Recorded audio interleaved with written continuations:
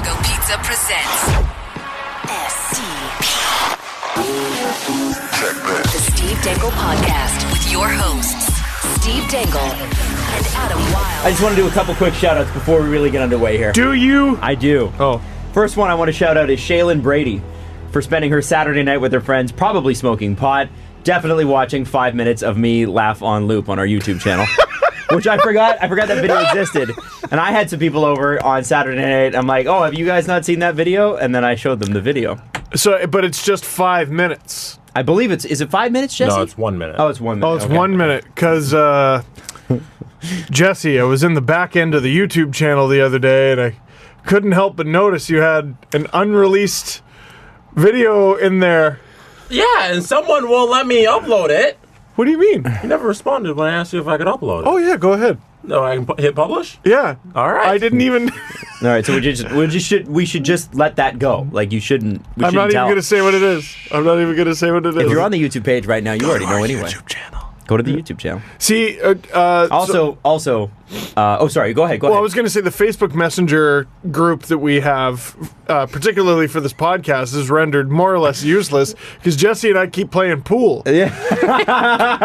It's driving me fucking crazy. I know, so I think you and I should just, I don't know, make our own thing for pool. I God. disagree with that completely. No, I get to find out how many balls Jesse missed. By the way, Steve wins every match, and it's like, Jesse missed 8 balls. And it's like, Jesse keeps sinking the 8 ball. I just can't get a hold of this concept about you're not supposed to sink the 8 ball before your last shot. It's a dumb way to lose. God. Yeah. It's a dumb way to win. Like, No, I don't know. I and don't like- feel. I look at it as a tie. 4 separate times I've sunk the 8 at ball least. and then sunk the white ball. Oh. So I win and then I sink the white ball and then you automatically lose. And then you lose. Like last night when the Leafs scored and then scored a minute and 18 after they scored and then scored a minute and 14 after they scored the first one. We're not there yet. No, we're not there yet? No, we have a second shout out. Pool! Second shout out Billiards! Oh, yeah, I was looking something up. Yeah. is to all the people that have captioned all the LFRs and the STP videos. I'm blown away. crazy. Absolutely blown away. Somebody went through and actually did one of our videos, and they're like going to work their way back. Tanya, thank you. Yeah, she told me that it took her 10 hours. So, yeah, it's, I can't. We didn't ask anyone to do this. No, and we're a relatively small production, so we appreciate that. Thank you. So, Truly. 2 women, or at least I think it's 2 women. I know at least one of you is. Oscar Biled on Twitter, which is funny, and Rids_Mystique. So they created a Google Doc, I guess, where you can basically go in and sign up. Because the one thing that's breaking my heart is I'll go into the back end and I'll be like, oh, someone just transcribed a video that's already been transcribed. So they dedicated all that time. Yeah, and then Right. And helpful suggestion, because I think they've added the podcast episodes to the Google Doc. Dude, split it up. Don't try to tackle an entire episode by yourself. That's crazy. Too much. But not just the closed captioning, also the subtitles in different languages. The Nashville 9-2 video, I think, is up to 16 languages now. That's great. You guys are mind-blowing. That's great. You're unbelievable. Well, the Nashville video is the important one, really. Yes. Sort of a seminal moment. It's great seeing all the translations for utter befuddlement. Like, they don't know. Like, I don't. Man, wait till they reach back further into our catalog. Oh, it's There's a lot difficult. of befuddlement. It's God bless the woman. She lives with me. She married me. She said yes. There's some really funny ones. The Urdu one is great. You could say that Steve is a Canadian ham. Like featured on a New York deli pizza, which I find funny that Panago Pizza would feature Canadian ham on a New York deli pizza. But that's the Adam Wilde pizza would come with shoehorns. Why? Because I'm really lucky? Yeah. Thank you. It also comes with organic Italian tomato sauce, pepperoni, bacon, Genoa salami, spicy Italian sausage, mozzarella, and cheddar. Both mozzarella and cheddar. Which one's this called? This is the New York deli pizza, my friend. I have no notes. You have no notes? That sounds magical and wonderful. That's all the things I wanted. I figured it'd be great for you because you are also a spicy Italian. Oh, you see? know, Adam, stop it. And I'm a Canadian ham. No. Well. And Jesse's I had fun on the last episode of the Steve Dangle podcast. Did you? No, that's very good. Can I be cheesy bread? Oh, yeah, you can. Yeah. Cheesy bread. You're not cheesy enough. I know. And again, go with it. What do you like dipping that in again? Oh my god. They have frosting as a dip. It's actually really good. It's literally just icing. It sounds great. It sounds gross, but it's super It's good. really Jesse, good. you can't be cheesy bread because you're too saucy. Oh, You need to be. You see. You see? And we pray that you never dip Panago because got- we like you on this show. Panago.com You to see. find a location near you. Order some pizza. If you're coming north from the I States... need to know if he got it. If you're coming north from the States, order Panago pizza as soon as you cross the border. Which a lot of people do. I got a tweet this week I get about so many somebody. things. Hey, I'm visiting Toronto, and the second I got to Bremner, I went to Panago. STP, Dangle baby. Just go nuts. So at the start of this podcast, I published the video. How long has it been? I have a stopwatch. It's been 5 minutes. 5 minutes. We have 26 comments, 38 likes, and it just keeps rolling in. Have we mentioned what the video is, or do people just have to check it out? we're not People mentioning just it. have to No, check it go. out. Go to our YouTube channel, youtube.com/Steve Come Dangle on, Podcast. Steve. What are you new here? Oh, no, I guess I'm just being a prick. You see. You know what was going on the internet last night after the game? Oh, boy, this could be a couple things. There was Hamburger? The burgers, yeah. the burgers. The One of burgers the- were a thing. That was, of all the horrible things he's done, that was one of the most surreal and mystifying. I was like, what cartoony Disney, bizarro Disney world? That's sort of how I felt with Jake Gardner guarding that goal last night too. Oh, dear. Now, Well, you know, Mitch Marner turned it over first, don't you know? right now, Listen, now- you can't criticize one player without criticizing every aspect. That's right. Sorry. Sorry. This is going to be a long one, folks. There was booing in the crowd, and Jake Gardner after the game, clearly emotional. I went and watched it because I saw a lot of Twitter's like, well, Jake Gardner's emotional. I'm like, I'm trying to figure out what emotional for a hockey player is.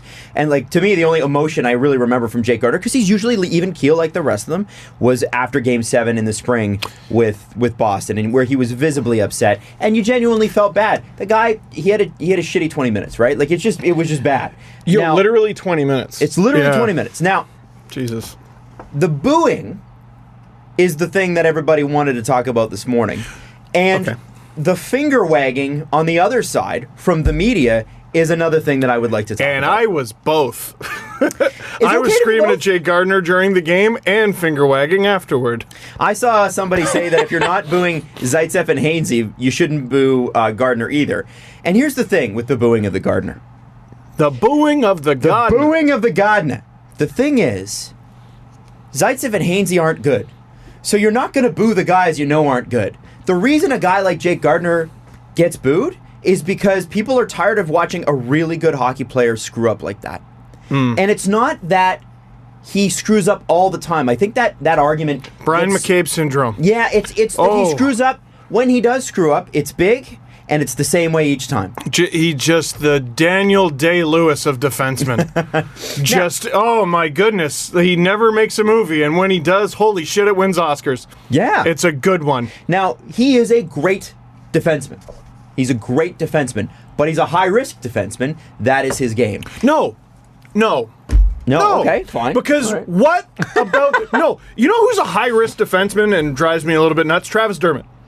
Because he goes into everything 200 miles an hour, and he's going that way, offense, going that way. And he takes the risk, and he looks at his partner, and he goes, I'm going for it, Leroy Jenkins, every shift. That is a risky defenseman. And that's why we like Igor Ozhiganov to be there, because he'll never do that. Yeah, you do it, Jake. Yeah, That's great. that's great. I'll score again. I didn't understand any of that. I'll stay here, you know? So he's a high-risk guy. Gardner I was like, good for you for being back there for Mitchie's screw up. And he just got beat. Now, he beat whiffed. so badly. He whiffed on the initial, which would have relegated, negated everything. All that came after, has he not? If he doesn't whip on that puck, Whiffed on the puck. whipped on the puck. Now, everybody loves to assign blame. People are, Mitch Marner, Jake Gardner, Mike Babcock, the ice, the puck, Freddie Anderson for not standing up. There were people that I saw some tweets blaming Freddie Anderson. You know who I squarely placed this blame on? And this Literally. is going to be very unpopular. I put it on the entire team, but I want to hear it. Leafs management. Yeah, man. From Brian Burke to Dave Nonis to Lou Lamoriello's regime to Kyle Dubas's regime. From the minute Jake Gardner arrived in Toronto in the Joffrey Lupul Francois Beauchemin swap. As the throw-in defender. He was just the throw-in guy. As the hammer Justin Schultz. That's what it was. We'd have run him out of town by now, by the way. He has been stapled to some of the worst right-handed defensemen to ever put on a Toronto Maple Leafs jersey. No, well, okay, yes. Let's yes. No, let's go through it. Let's go. I'm I gonna go 100%. through it. Okay, no, you're gonna let me go through it. You're gonna let me go through this. I'm gonna let you go through it, and I got some thoughts. Nikita Zaitsev. Yep. Bad. Nikita Zaitsev, who's on pace, by the way, for 6 points this year. He has not had a primary point in 430 days. Yeah, Thank you, Drag Like Pull, for that one. Yeah, what was it, 94 regular season and playoff games? That's stunning. That's so... How do you play all those games 20 minutes a night and pull that Let off? me keep going through this list, okay? Like you don't even luck into one. Let me keep going through this list. Sure. Connor Carrick, Roman Polak, Martin Marincin, Paul Ranger, Tim Gleason, John Michael Lyles, Stefan Robida. Those are just some of the names that I pulled out that I know that Jay Gardner played with. Damn. To varying degrees. Now, I know there are some people I'm missing. They put him with Phaneuf very briefly. They put him with Riley. But that's one thing I am getting a little sick of is people going, look at the numbers of the Riley-Gardner pairing. They only play them in the third period when the Leafs are down, guys. Yeah. Almost, like, at least 75% of the time, that's the situation they're in. Listen, I know that's the Leafs' best possible pairing. They're given the best possible situation. That's why their numbers rock. Bingo. Now, let me keep going here.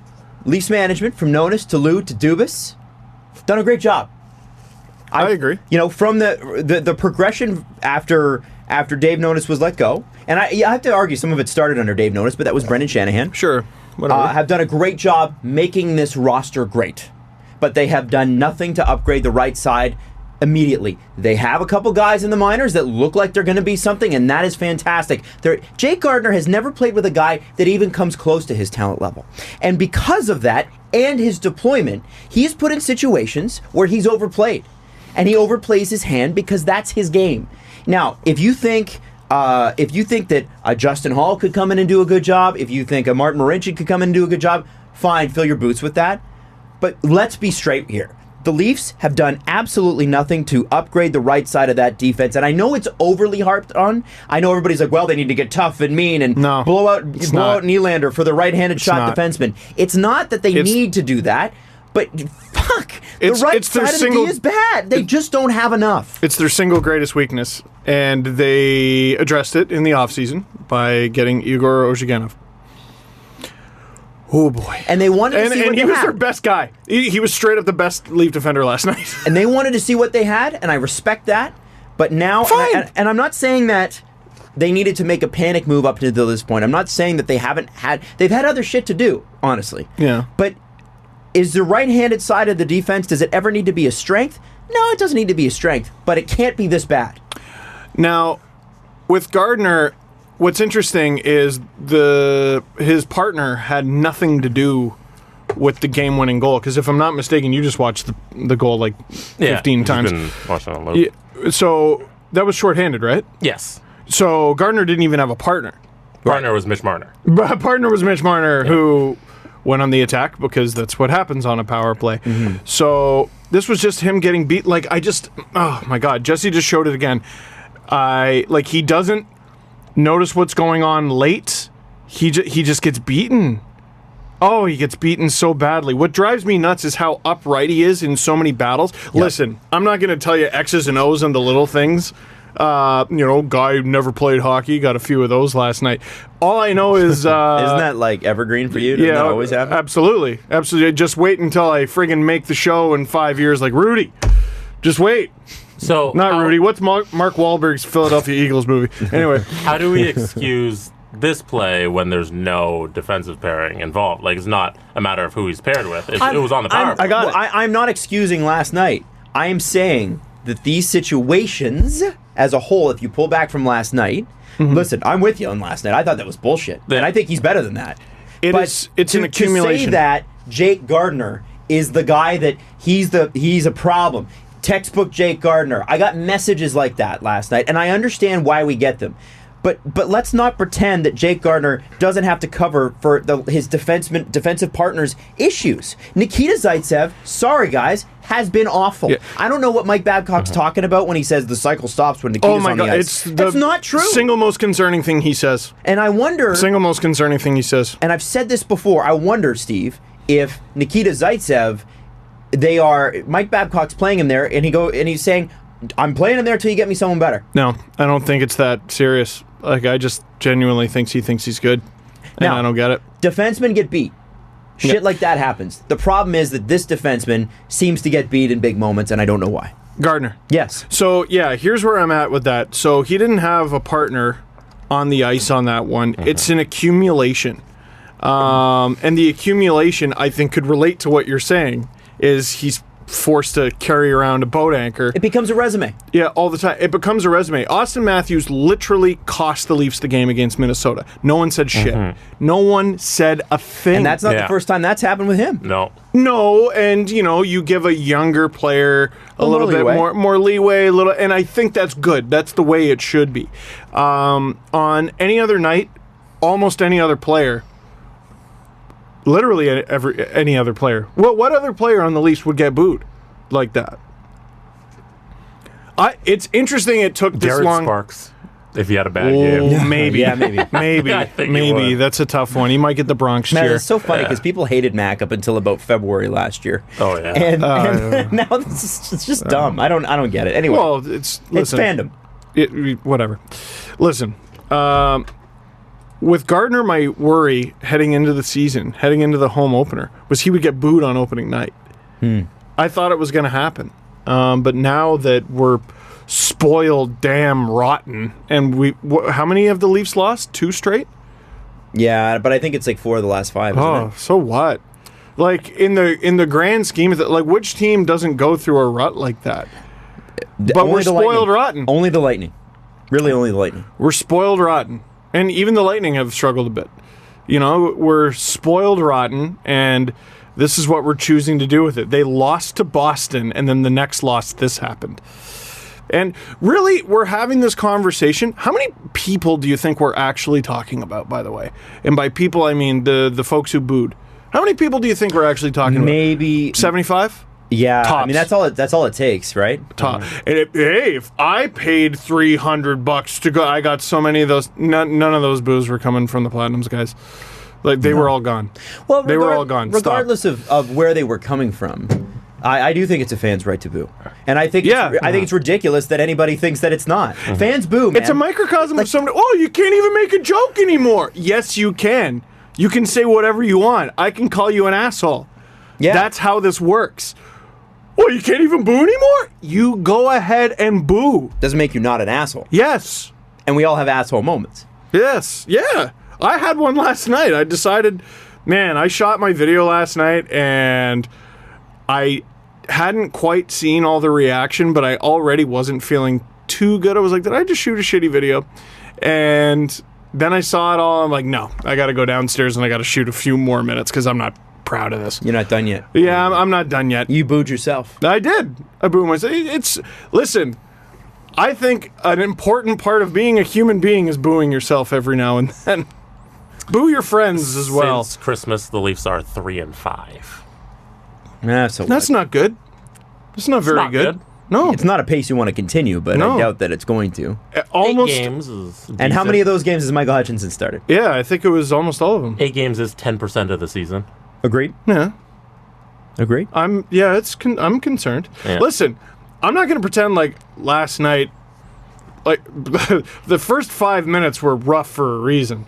I wasn't yelling about Gardiner. I was yelling about Gardiner and Matthews, and Kadri was terrible, and the whole decor is just not good enough. Like, Marlowe looks like a pensioner. Like, dude, he does. He does. He's not been effective. That's a great term. I think, well, yeah. Listen, I don't know about this year, but there are definitely stretches where I go, okay, we do not have a $6.25 million grinder. Yeah. Like, I don't get what, and he's playing a game that's not his. He knows how to stand in front of the net right now. But that's not what he's being told. Yeah, but that's about all he does. I think he's being told to. Like, I don't know. Yeah, I don't know how you fix that, man, but they better hurry it up quick. Matthews looks like the third best member of his line, and that's not good enough. No. That's not good enough. I wonder if that shoulder's bugging him. And if it is, sit out. Okay, yeah. So there's another thing, and that's something I forgot to bring up in the video. I'm not saying him specifically because I don't know. Any of you Leafs want to be a hero like Freddie Anderson, who said he played all of December with his groin bugging him? Don't be a hero. Take a seat.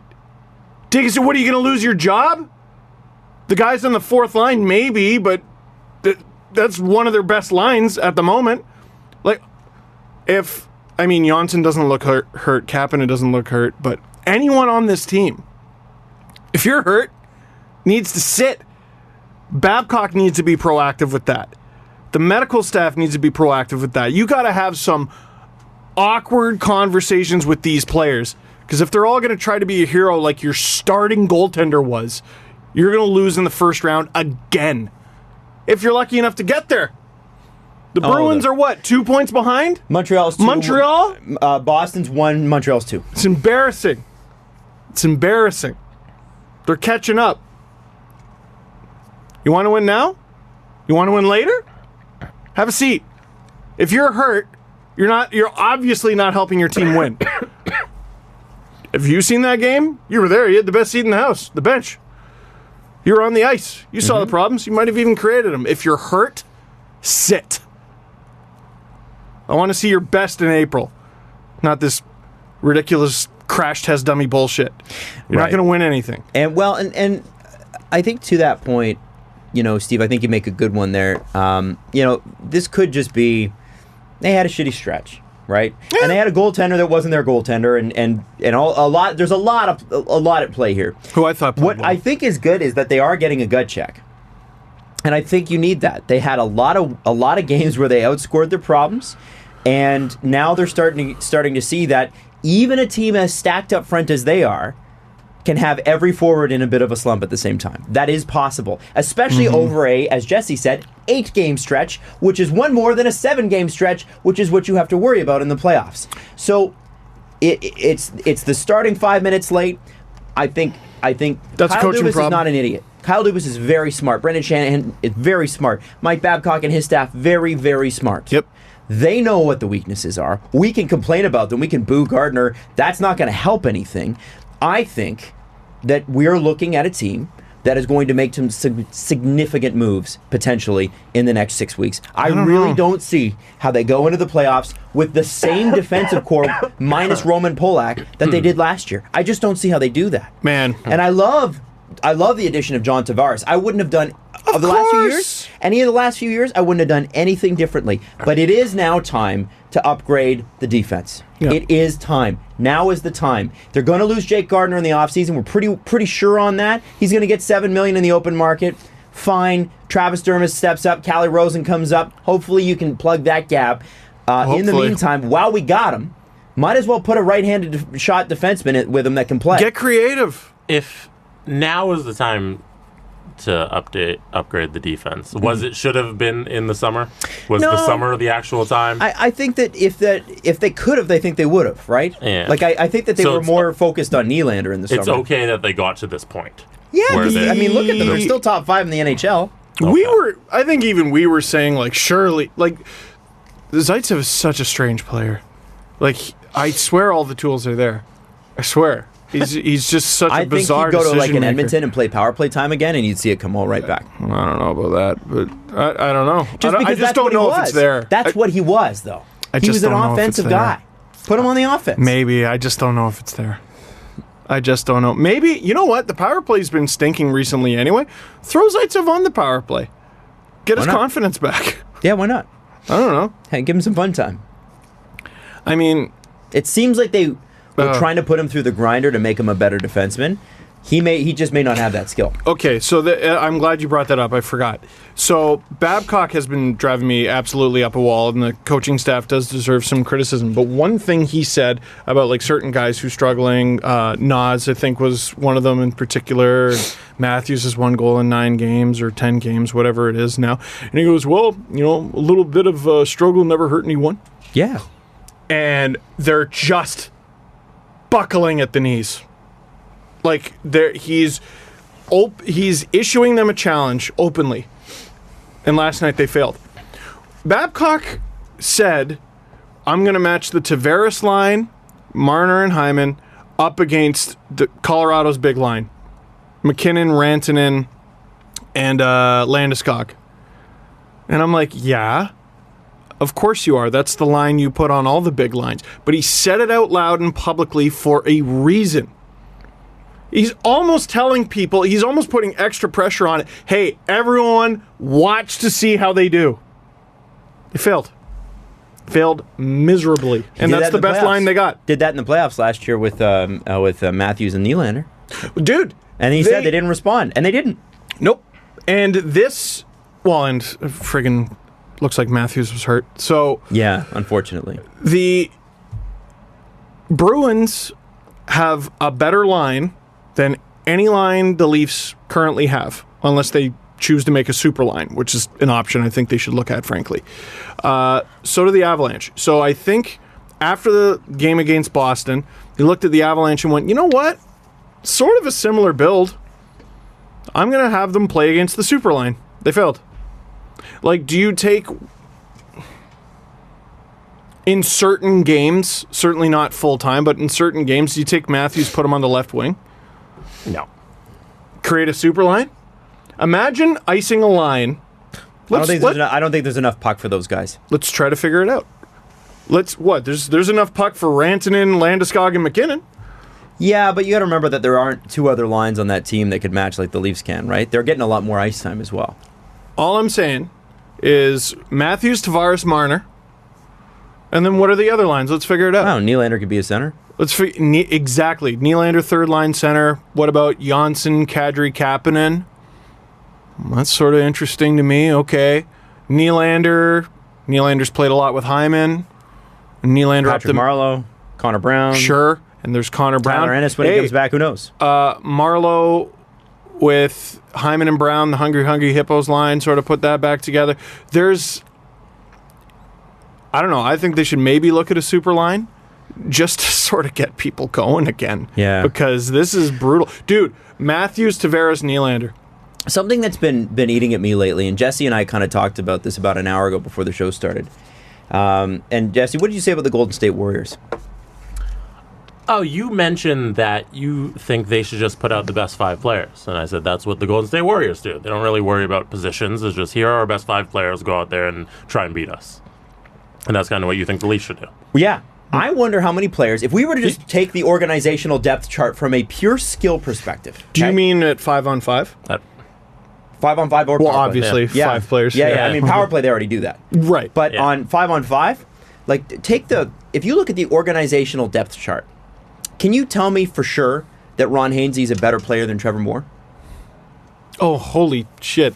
Trevor Moore there was a play last night where Ron's only option was to throw it into holy shit full gear going backwards, and it looked like it almost killed him. He got there. Honestly, for all of Ron Haensi's performances this season, the game against Colorado was top half. I know, but by Steve, his standards, it was good, and it was still bad. Back to the original point. Sorry. Back to the original point, and I know where you're going. But the point is, you can't tell me, and nobody, I think, rightfully could, that Trevor Moore is not a better player skill-wise than Ron Haensi. Very underrated thing that Justin Bourne has said recently, though, is... So one thing that's been getting a lot of attention in terms of creativity is 5 forwards on the power play. Yeah. How about just 5 players? It sounds like such a great idea. So the Marlies tried it. Oh, well, the Marlies, Hey, so that's where somewhere. No, that's fair. That's where you experiment. Yeah. Right? You experiment in the mind. The Marlies do all kinds of science experiments for the Leafs that, like, trickles up. Yeah. Sort of, or, I don't know, you can't really trickle up. I don't know what you would call trickle that. Up. Trickle up. Sure. Trickle up. And it was miserable. It was a failed experiment, and Justin said that it's one of the biggest blow-ups. Maybe you should look this up so I'm not misquoting him, but it's one of the biggest blow-ups he's ever seen between Dubas and Keefe. That's Sheldon Keefe. If they tried it. and it didn't work. They tried it, it didn't work, and at least one of them, I'm not sure which one, wanted to keep it going. And so is your suggestion, try this at 5-on-5, do 4 forwards and 1 D? I would say five players. Who are the 5 best players? My problem is that there are players on the Leafs who are less good than than certain players in their system. They made more play, D. There are players who could step in. Don't tell me that Morgan Riley not Morgan Riley, Mitch Marner couldn't be the best right-handed shot defenseman this team ever had. You can't tell me that. Like, you can't tell me that he wouldn't do a better job than Ron Haensi. You can't tell me he wouldn't do a better job than Nikita Zaitsev. I know. I've seen him set up plays, and yet he's a forward. My point in saying this is, I think it should be the best players, not based on position. Yeah. Best players. Best players. Yeah, why do you need Why to do you separate forwards and defensemen? And why not do you just need have 2 5 defensemen? guys You know what? out there? Why do you need 2 defensemen? A lot of you listening right now, you're rolling your eyes at Adam, you're rolling your eyes at Jesse. They're trying. I like the idea. It's an interesting thought experiment. Yeah. We have no ways of knowing if this would be and they'll never successful. do it. I want to see it tried. And it would need to start at a level of practice, like in terms of like preseason practice, and run through the entire. It's like when baseball tried the Tampa Bay Rays this year. They went with no starting pitchers, kind of thing. Yeah. They just started relief pitchers. And that was something you got to start in spring training just to get even implemented at the professional level. But it kind of worked in special situations, especially when you're the home team. You should probably only do this if you're the home team. And the other team throws their 4th line out. If you get an offensive zone start against the other team's 4th line, throw your power play unit out. Yeah. Throw your top power play unit out. Well, you know what? Not hating it. I'm not hating this idea. The Leafs are so forward heavy. Why are we dressing any defenseman not named Dermott Gardner Riley?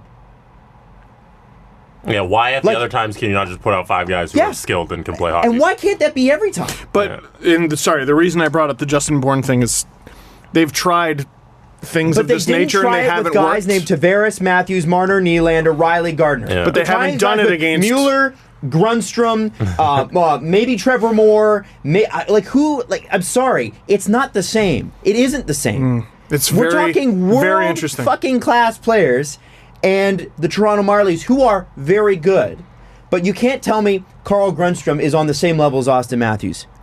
Well, he can did do the same do things. the curl and drag goal. Well, the I mean, other day. and I respect that. Yeah. And you said they only tried it once. Well, no, they tried it for a game. I want to say it was for like a month or something, Oh, or like really? it was like a few weeks, and they went over. Oh my god, I wish. Do you know how far back this was? At least a week or 2. Okay. If you type in like I don't know, Justin Bourne's Twitter handle and then like Dubas Keefe. As long as everybody knows where they're supposed to be. What does it matter? That's the problem, though. That's, practices are hard to come by. Adam, I don't hate your idea at all. I don't hate it. Listen, I'm not saying that they could do it this year, but I think the Leafs are going to go out and have to spend an astronomical amount to get a right-handed shot defenseman, maybe 2. When they probably have the talent within their system right now to make this problem, maybe not make it go away completely, but at least to mitigate it. And here we are talking about Ron Haensi, Nikita Zaitsev, and sometimes Igor Ozhiganov. Although, honestly, I don't hate him in that position. I think he's doing fine. And people are like, well, Justin Hall should come in and try. Justin Hall looked awful the 2 times he played. Because he's played 2 games. Fair, but he still doesn't look good, man. No, I know, but of course he doesn't. He's not a hockey player at the moment. He's a practicer. Leafs need hockey players, and they've developed one. They've developed a hockey player into a practicer. They've diminished their own assets. So I don't know what to tell you from that angle. There is someone I want to bring up super briefly. Shoot, where is it? Okay. I have the Justin Bourne tweets whenever you got time. Oh, you know what? No, that's more interesting. I want to read this. So this was a reply to a Jeff Fayette tweet. I don't know what the original one was. I think he might have deleted it, but it's not popping up. It says, we ran a 5-forward power play for over a month in 2016-2017. Led to the worst Keith Dubas fight I ever witnessed. It was an awful unit. And then somebody asked who was pushing for the 5 forwards power play, and Justin says, myself and the other coaches. Kyle was cool with us trying it for a while. He likes new ideas. He was less cool when it clearly didn't work, and we stuck with it for way. stuck with it 4 way. I don't know. I guess, He probably means way too long. There we go. 4 way too long. Gave up so many shorties and didn't create anything special. Personnel was probably the major issue. You just need someone concerned with worst case scenario. So a defenseman, I guess. Someone just defensive minded. That's my opinion. Personnel was the worst case, was the issue. Our 5 forwards were all kind of either will score and I'll get a point, or they'll score and the coaches are on the hook for not rolling out a single D-man. So this is the issue, right? It's forwards think like forwards. So if you can find a forward who thinks like a defenseman, great, go for it. But they didn't have. What about a that. forward that thinks like a quarterback? Or just train Matthews and Marner and Nylander and Tavares to be responsible. If they have the puck the whole fucking time, what does it matter? It's And they impossible normally to have do. the puck the whole fucking time. I mean, they do pretty well. They do pretty well. When that super unit was out there, they did pretty well for a bit. Yeah. So for a bit. I guess my point is that like if they're still lining up in the same formation, which they are, especially on the power play, okay, so you switch out Morgan Riley for William Nylander. Don't hate your idea. It's pretty neat. There was another idea. So we keep talking about upgrade at D, and we keep talking about expensive guys. Like even Gudas is pretty expensive. Alex Pietrangelo, Colton Parayko, good value but expensive. Ungodly amounts it's going to cost. One guy, I think it was Kevin Papetti. I might be wrong. If I'm wrong, please call me out. There's a guy on the on the Kings. I've never heard of. Shoots right. 24 years old. Sean Walker. 17 games this season, 1 goal, 2 assists. I guess his underlying numbers are good. Like, I'm willing to try friggin' anything at this point. So it's another guy that you turn into a practice roster player? You got to talk to Mike. Someone's got to talk to Mike. Too many things have been way, way, way too consistent with this man, with this coach. Way too many. The first 5 minutes are shit. Every game, he wastes assets. And he's been allowed to by now multiple GMs. And if it comes with the GM's blessing, then what the you're wasting a roster spot. You're wasting cap space. You're wasting this guy's career that you helped build, by the way. The Leafs, Dubas took Justin Hall from being an ECHL bust. He was a second-round pick of the Blackhawks. Took him from being an ECHL player on an AHL contract and got him an NHL deal. And this magical story where he scored 2 goals in his first 2 NHL games. Now he's a practice roster player in a league that doesn't have a practice roster. Steve, if he was that good, he would be able to show that. He would be able to show flashes of it in the couple of games that he's played. Then waive him. Well, you need a guy for injury fill. No, you don't. You got Marincin. So what's Marincin then? Same thing. Marincin's at least played Marincin's played 3 times the amount of games Justin Hall has. So he's played 20 games. Or 4 times. I would say about 4 times. What's he played? 8? Oh, this year? Oh, Adam. He's going to... Look out. He's going to catch Patrick Marleau pretty soon. Games played. They redeveloped Martin Marincin. That was the whole storyline. Now, we're frustrated because the Leafs are going through a sked. I think the Leafs are probably frustrated. The key is not to overreact here, which we do for a living. But, is it fair to say now, in wrapping up this conversation, Sure. that what the Leafs wanted to see at the beginning of the season, what they had on defense, what they truly had, even with guys like Hall and Marincin, is it fair to say they don't have it? Yeah. They're getting an unreal, beyond what they could have possibly imagined performance out of Morgan Riley, and their D's still not good enough. It's just not good enough. I will offer one more suggestion. Please do. Quit picking at it. You know, I'm going, change this, change that. Get this guy. Fucking try 4 forwards. Try 5 forwards. I don't give a shit. Quit picking at it. Pick your lines. If it doesn't work, let it work. Let them struggle, like you've said. Let them figure it out. I think whenever you switch up the lines, you're taking away the struggle. Matthews and Nylander stink in their own end when they're together. Let them figure it out. Let them struggle. Give them all the D-zone starts. Hell yeah. I'm down. I don't give a shit. That's creative too. Why not? You gotta run him through the ringer at some point. That's creative, and it's something Babcock would be down for because it involves him being stubborn. I love it. Like, let them struggle their way out of this. Maybe the answer is quit picking at it. I don't know. Do we all feel better? Sure. I always feel good. Now, did TSN break and then retract a trade involving the Oilers and Flyers? You thought Gardner had a bad night. I'm going to start. Sam Carchidi had a really rough start at Broad Street Bull on Twitter.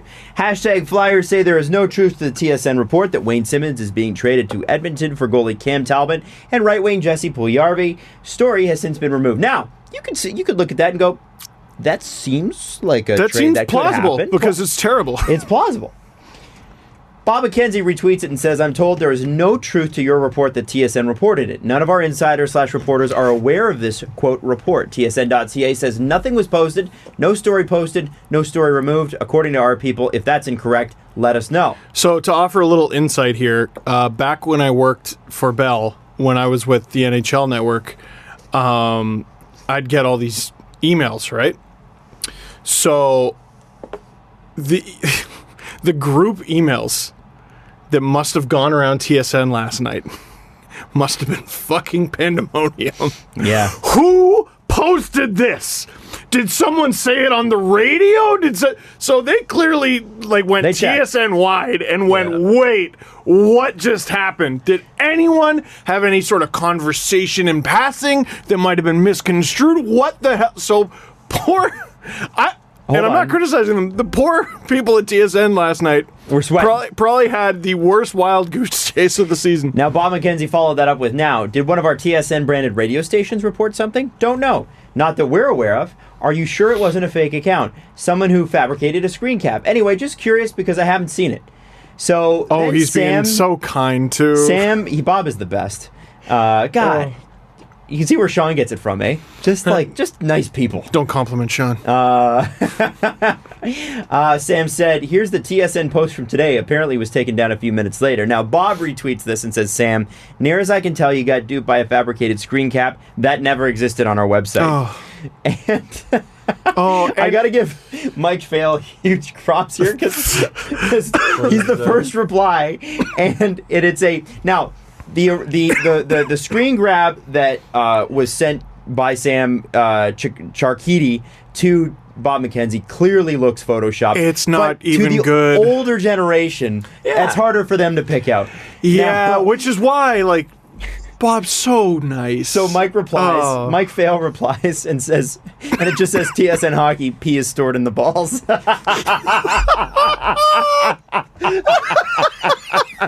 Which is just a great, it's completely the wrong font, of course. There were so many good ones, and I feel so bad for this person. Yeah, I don't think he's an idiot. He screwed up, whatever. But he's having a bad day. There's another one from Nuck1123, and it's clearly just MS Paint and orange letters. Flyers trade Giroux to Sharks for stuff. TSN.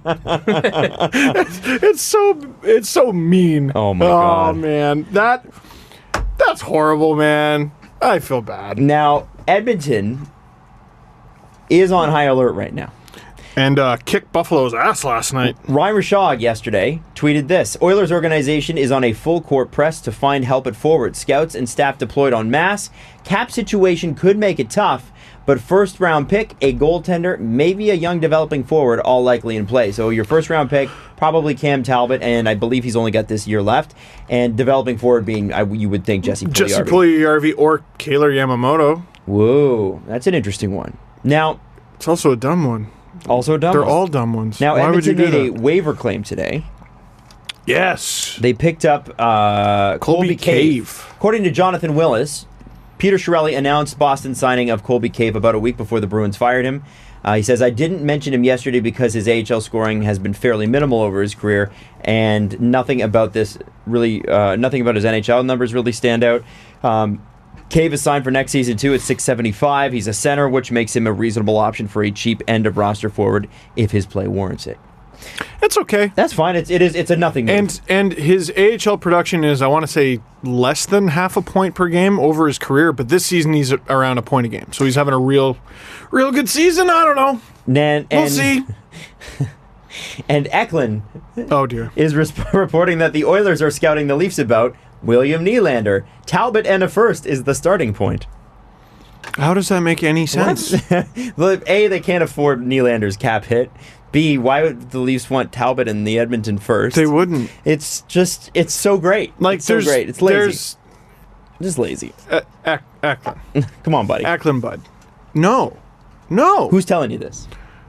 Like, at least use a little bit of... Like, let's pretend he was told that. You go, well, so-and-so who told me that, have you considered that stupid? Like, it doesn't come close to making sense. No. For either team. Nope.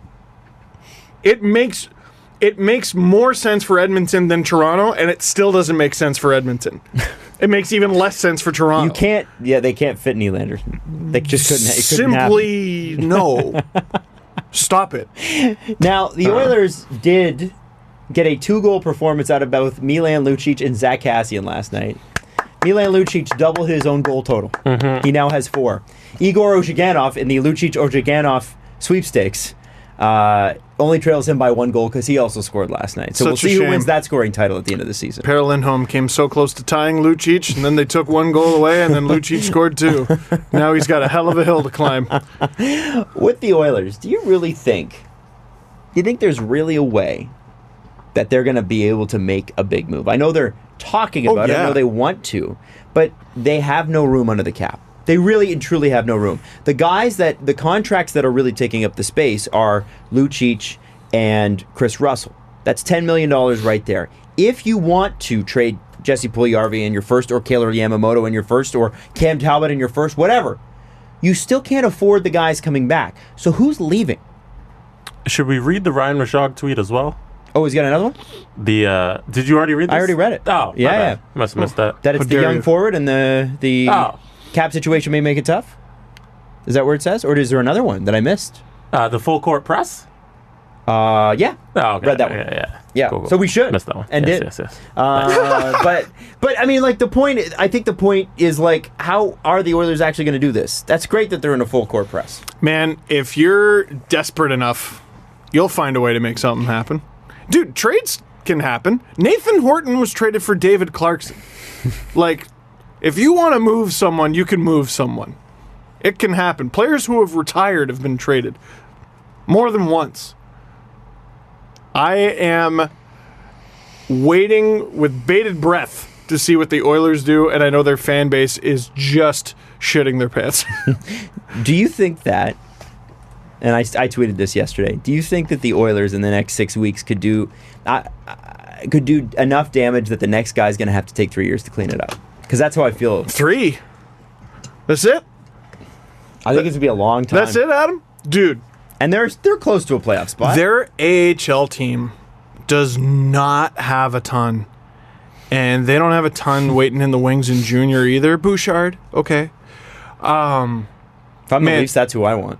Give me Evan Bouchard. Oh, dude. If you lose one of Puljujarvi or Yamamoto, I think that puts you back, like, quite a distance. Like, think of how easy it would be to, like I keep saying, the Oilers lack the most plentiful resource in the entire NHL. In wingers, think of how easy, if you just had cap space, it would be to alleviate that in one day, in half an hour on July 1st. This guy can score us 20 goals, that guy can score us 20 goals. We're a playoff team basically set. How good of a playoff team, I don't know, but we're a playoff team basically set. How many scoring wingers are the Oilers away from... And by the way, I'm not talking about 60-point guys. I'm talking about 20-20 guys. What if they already have that? In Jesse Puljujarvi and Kailer Yamamoto? Mark Spector wrote last night. Oh, no. Is Milan Lucic on the verge of turning a season around? He's been writing those articles since he signed there. So what if this is Milan Lucic's turnaround and he becomes the guy that he was in Boston? Marcus. No. Simply, you know what? I hope so. For Oilers fans, I hope so. Dude, didn't I say it last episode? What a story! It's the perfect case scenario for Oilers fans. Because not only do they get value out of the worst contract on the team, but they get to go "Meh," and flip off everyone. Told ya! Told ya! He's good every 18 months. It could happen. Oh, God. I want this to happen. Jesse, Steve, I have a question. And they strip McDavid of the sea and give it to Lucic. Is it about Panago Pizza? It is not. Well, It's I'm about your disappointed. opinion. Boo. I see a situation where Peter Chiarelli finally wins a trade. Ooh. Is he playing possum? Well, so Peter Chiarelli wins the trade. The Oilers instantly assign him to a 5-year extension on the spot because that's how they work. Heavens. But in all honesty, if Edmonton, You are sadistic. if you were to do a like a March Madness sort of 31 team spider graph, whatever they call them, Bracket? you know what I was talking. You knew what I was talking about. You picked it We up. need spider graph Spider t-shirts. graph actions. That's a deep reference for anybody that got that. Oh my God. So if you were to do a bracket with all the little heads of every GM, so you've photoshopped all their heads off their bodies. Sure. Is there a bracket? Go ahead. Is there a This is bracket so that burnt. Peter Chiarelli could win? Which GM would you put him up against that you would say he's got the best shot at fleecing that GM? So in a each trade? round, you got to make a good trade versus the other guy, and whoever wins the trade gets to move now, on I'm to the not next saying round. he gets past the second round, but I want to know in the first round, who do you match Chiarelli up with to see, like, because I want to know what team is going to come in and go, I can get something out of the Oilers, and then screw it up. Because I think Chiarelli might be due. That's how much of a cold streak he's on. Okay. We got name. Murray in Anaheim. Which we'll get to the Cogliano trade. Well, what do you think of the We Cogliano got trade? Well, we'll get to that. Okay, all right. We got Jim Nill in Dallas. Do we have Jim Nill or do we have Jim Lights? Because I'm not sure who's running. We got things. Jim in Dallas. The We Jims. got Green Jim. I'm going to give you a outside name when you're done. Ooh. And we got Pierre Dorian Oh, in Ottawa. P-Dot. We got some names. What else we got, Jesse? I have someone you probably wouldn't think of Okay. because the team is doing fairly well, but their resources are so plentiful that I feel like they'd be willing to give up some of it and lose a deal, even though they shouldn't. I think Jesse's about to nail it. George McPhee.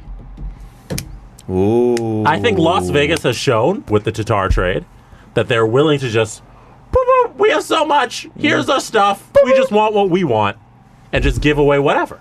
So Sure. I think if they get what they want, they'll be like, who needs these couple of draft picks and this guy who might be kind of good? Who even looks at the price tag? We don't even George need it. McPhee. Michael Scott. Sorry.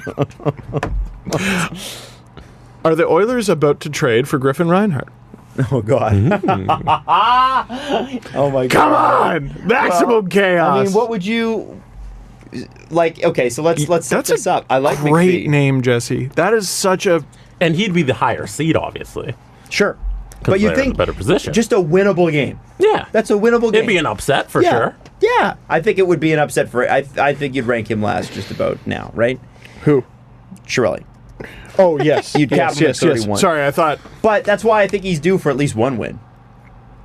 Oh, my God. So if it's Is Peter McPhee, Chiarelli Lester? So maybe if it is McPhee, Is he about to do this? what would the Oilers get from Vegas? And what do the Oilers need besides everything? Like, what do you get that makes the team better? So we're like, who wants it? The Oilers need an incredible value contract, and I just feel like the main way you get that is by drafting. So stop trading your picks.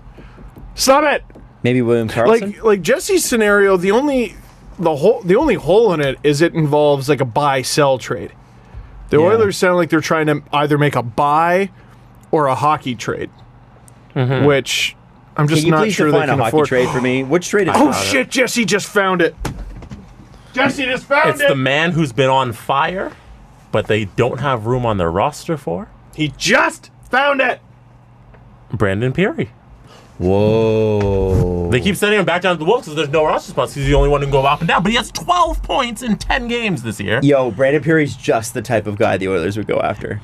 He's too good for the AHL as well. Last season, 29 goals, 23 assists, 52 points in 57 games. This year, in 29 games, 18 goals, 24 assists, 42 points. This year in the NHL, 10 games, 7 goals, 5 assists, 12 points. This guy can score at the NHL level, man. What do the Oilers need? Oh my God. They're about to get... They should... Oh! Jesse found it. Jesse found it. It could happen. You found it, man. You found We'll it. see. Proud of you. That's a big one. Brandon Peary would actually be a really good fit for the Oilers. That's what I'm saying. That's perfect. Wow. I love it. Now, the Ducks traded Andrew Cogliano for Nick Shore. Yes. So it was a Ducks Stars trade. Nick Shore? Not It's Nick not Shore. Nick Shore. Devin Shore. Not Nick Shore. Aren't there like 3 Shores or Are something? they related? I don't know. Oh. I don't think so, to be honest. I don't know. Doesn't They're matter. on each coast. Yeah.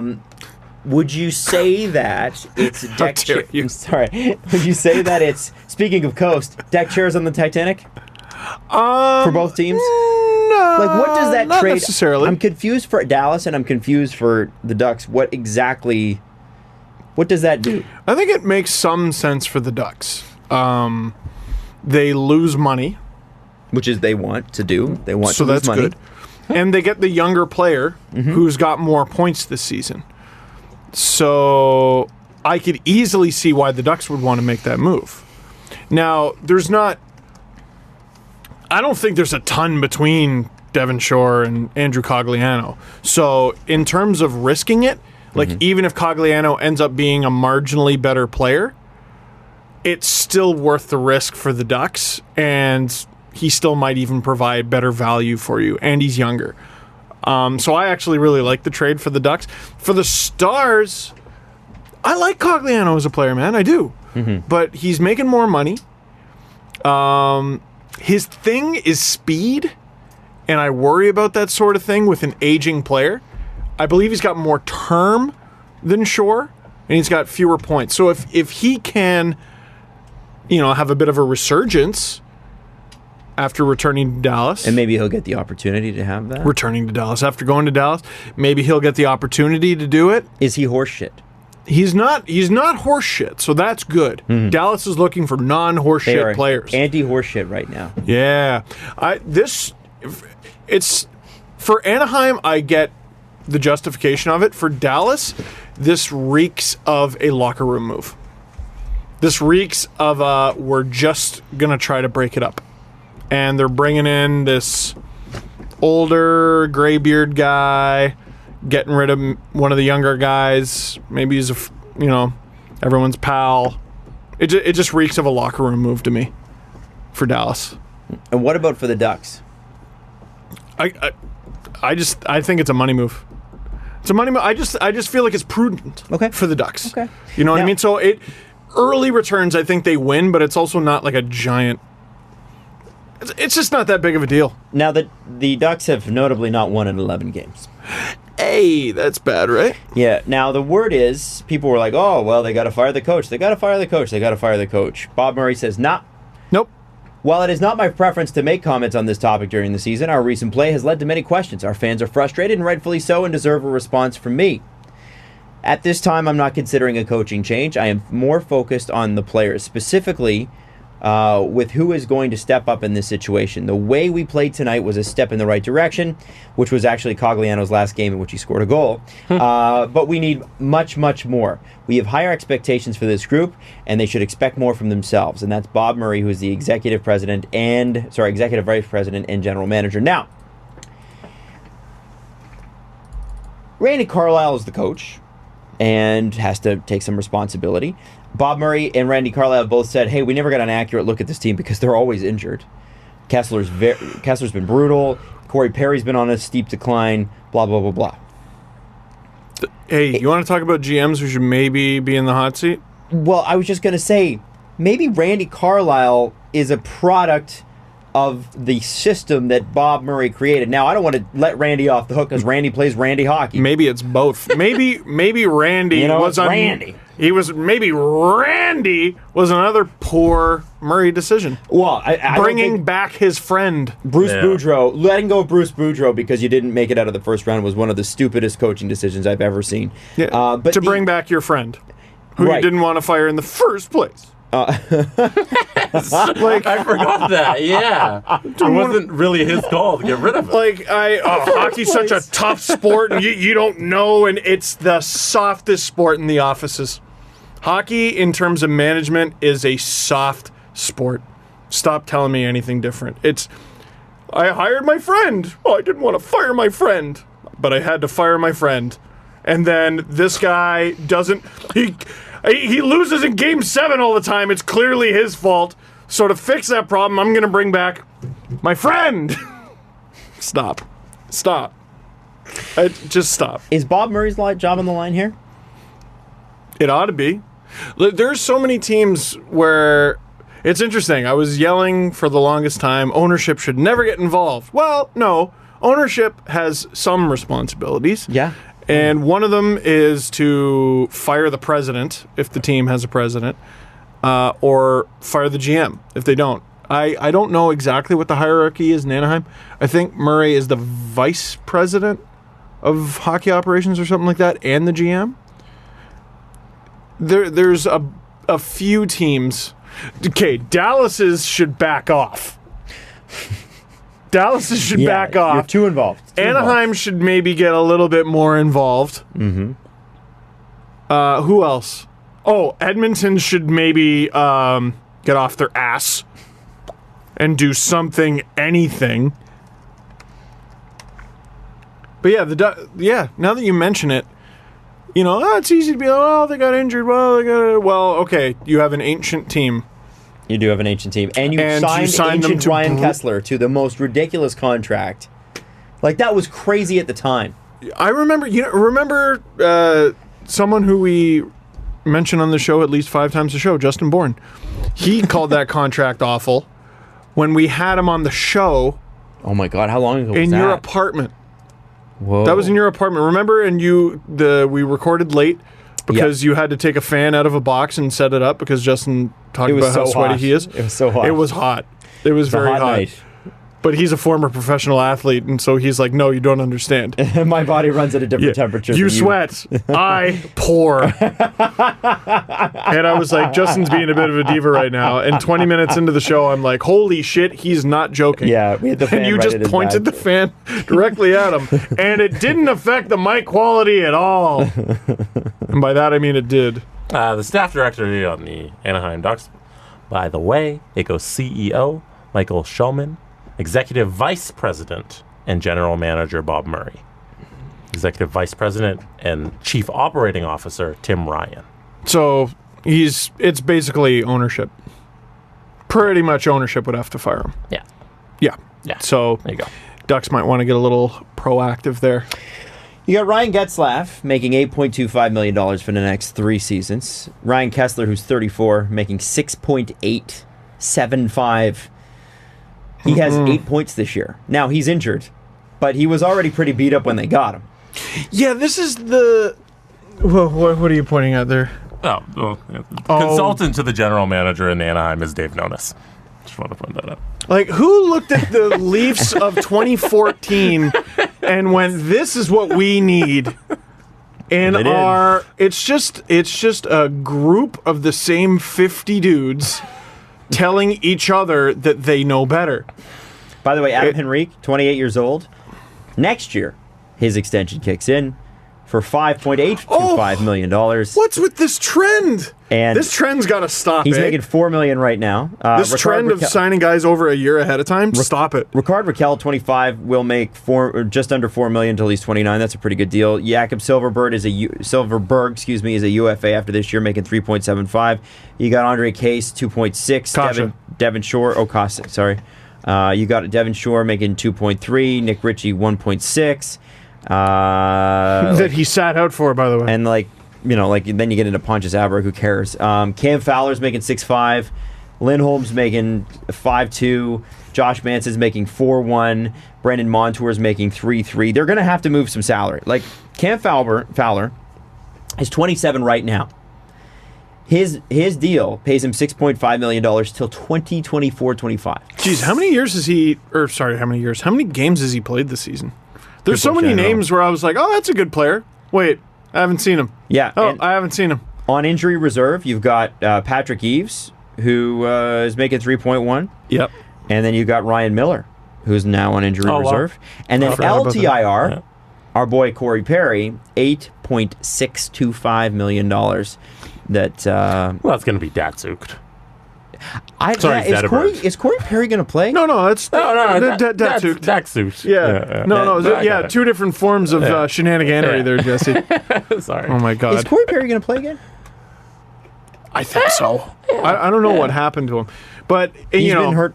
And some of you are going to be like, "Man, that's not fair. They got hurt." Well, that is sort of the risk you run when you sign an older player or someone with an injury history. And why are you signing guys before their contract is even like before you're in the last year of their deal? I don't get that. Yeah. Two things. Corey Perry is out 5 months after knee surgery. That was in September. Forgot about that. Knee surgery. That's rough. Who knows if he's going to play this season? Well, he should be back soon then. It's knee surgery, though. That is rough. I don't know. Second thing, trivia, Adam Wilde and Steve Dangle. Who is the head coach of the San Diego Gulls? Oh, I know this, so. Adam Wilde? Dallas Eakins. Winners of 8 straight, I believe. Dallas Eakins, Dave Nonis, Randy Carlisle, all in one organization again. Head coach of the Toronto Marlies. Now, where's Dave Morrison? Not Dave Morrison. Claude Lozelle. Where's he work? Where does he work? I hope Anaheim. Oh, you must tell me. Now, Eakins, I thought was good in Toronto. Yeah, and he was. I want to say Jeff Merrick pointed this out. I can't remember, but he's probably going to get an NHL job at some point. Yeah, he got the worst job in the world in Edmonton. Yeah. With a terrible team and no goaltending. Sorry, that's not Dallas Eakins' fault. Yeah, and I mean, if his plateau is really good American League coach, most people don't reach that plateau. So, good for him. Everyone needs a good development coach. Helps your team succeed. I think he should get a ring. I wonder if he didn't get one. You know, like Sheldon Keefe looks like the kind of guy that's probably going to get hired somewhere else. Maybe. Maybe. It's interesting. All that talk went away. Like the second they started losing a couple games. Crazy, isn't it? Yeah, goaltending. Man, if I'm another team, if I'm an NHL team looking for a coach. Goaltending this is why people say it's voodoo. AHL goaltending can get you an NHL job. Yeah. Or a Jack Adams Award. It's easier for AHL goaltending to get you an NHL job than it is for it to get an AHL goaltender an NHL job. You know what I mean? That's a good point. Claudie Poo, by the way. Claudie Poo. Is currently the vice president of hockey operations in New York. On the island. That's not as fun. Yeah. I sort of wish it was with the Ducks. Just to work with Matt Martin. Matt Martin. I believe Matt Martin was at the thing I'm about to mention. We've been talking about a lot of negative hockey things today. Have they been negative? A little bit. I think it's been regular hockey conversations. Man, I think. Well, yeah. Teams making bad deals. Leafs are frustrating us. Leafs How about those Oilers? And then moving on to general NHL. Yeah, I would It's say been about the same. I don't know. I think it's kind of. I thought the NHL thing was funny, especially Mike Phil's tweet. That was just the best. Yeah, it was very funny. He is stored in the balls. All right, let me just say something positive then. Zach Hyman today was at Sick Kids Hospital, and he made a 6-figure donation. Wow. This coming from the golf tournament, I believe, that he hosted in the summer. So that's good. That's nice. I wanted to be there, but I had to see about a podcast. Well, I think that's super cool. Probably means the Leafs are going to trade him. That's usually what happens, right?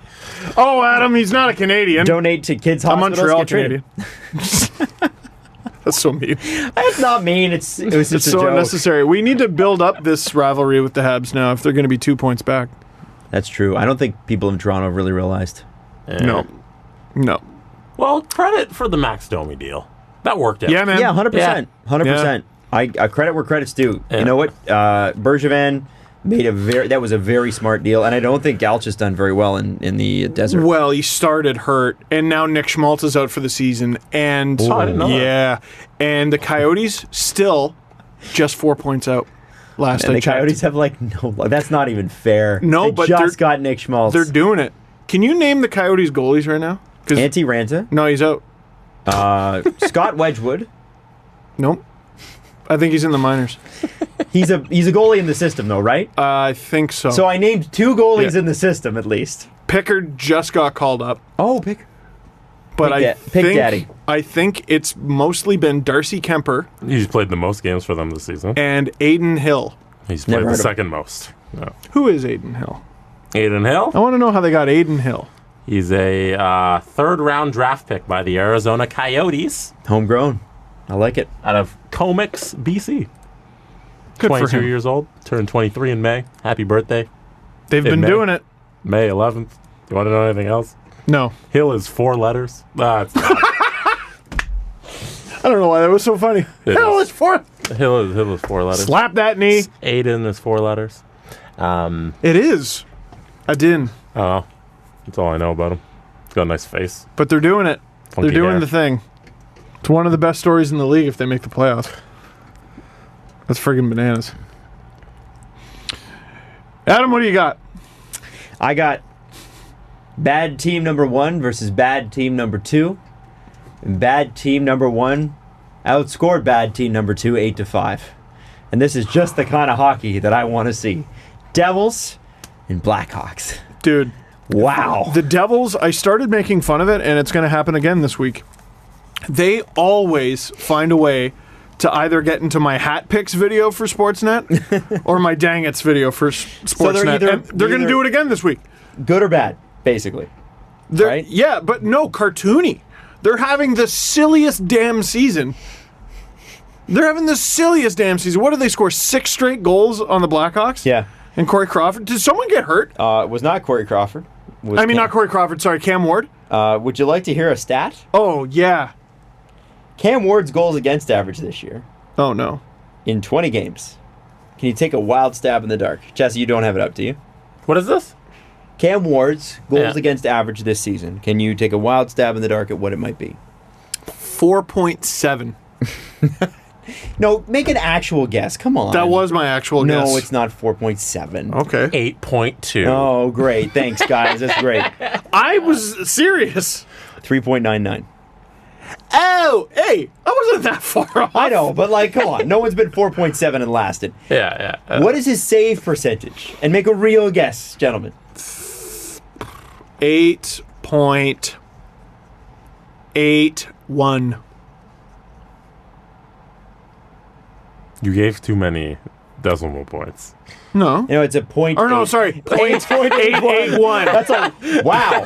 He is 8,000%. He is so good. He's unbelievable. He just runs to the other end of the ice and stops pucks in warm up. He's 8 times as good as any other goaltender. He scores while he's saving. He does That's it. gotta count. Write it down. He is the cartoon caricature of myself that I imagined myself to be in the driveway as a child. So He scores goals too. Point what? Point what? 881. He said 881. Okay. 882. 884. Oh, actual retail price. 884. Hey! Yeah. Da-ba-ba-da. Are those not the worst? Somehow he's still 7, 8, and 4, but which isn't bad. I mean, considering all how things bad- considered. No. All things considered, Ugh. that's bad, right? Yikes, man. And he's making 2.5, 3 million. I think it's 3.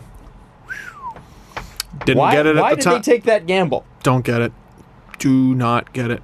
And I mean, okay, I saw some of the highlights. The Blackhawks defense was shocking. Really not good. The Carolina Hurricanes, though, last year he had a 906, and his goals against average was 2.73. Now, Dude, I'm not saying that. 906 would make you like a top half goalie this year. Well, I'm just gonna say the Hurricanes could sure use a 906 this year, Oh, couldn't yeah. Gee. they? Not that they get it from him. Maybe they would. Scott Darling for Cam Ward straight up. Rough. Do it. Rough. I think it's time we move on to the press conference, gentlemen. So let's do it. The Presser. SDP. The Steve Dangle Press Conference. Adam Wild, you have today's first press conference question. Oh, no.